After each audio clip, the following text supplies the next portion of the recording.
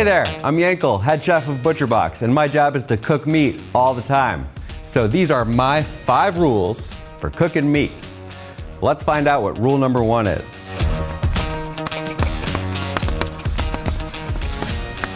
Pretty good, pretty good. All right, rule number 1. Invest in a digital thermometer. Here's the thing, when it comes to cooking meat, no more guesswork, no more timers. Get a digital thermometer, learn your meat temperatures, use it, and you'll get it perfect every single time. Easy. All right, what's rule number 2?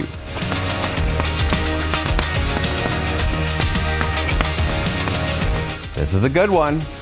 Rule number 2, choose the right cooking method. Now when it comes to meat, we have 2 basic methods. Number 1 is dry direct heat, and number 2 is moist indirect heat. Examples of dry direct heat are grilling, searing, and roasting, and moist indirect heat are things like steaming, boiling, and braising. Now how do we choose the right method? Well, it comes down to what you're cooking. Here's a little trick. If the meat is tough when it's raw and you push on it, you know you need moist indirect heat to tenderize it. And if the meat is soft when it's raw, you need dry direct heat to make it tender and delicious when it cooks. So choose the right cooking method and you cannot fail every time. I wonder what rule number 3 could be.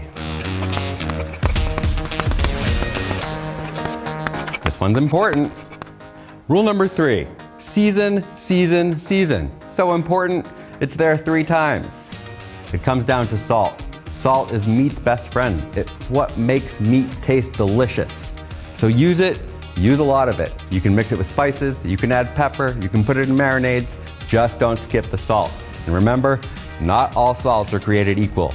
Coarse kosher salt is your best bet for getting great results on meat every time. Let's find out what rule number 4 is.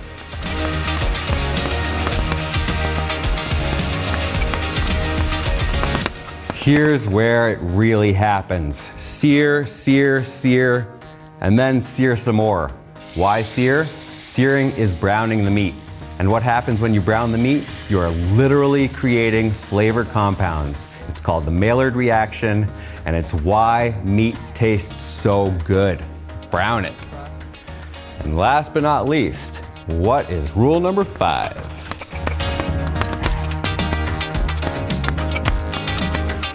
Well, I've taken 2 rules and I've made them into 1 because they both happen after the cooking is done. Rest your meat and slice it properly. Here's what happens when you rest meat.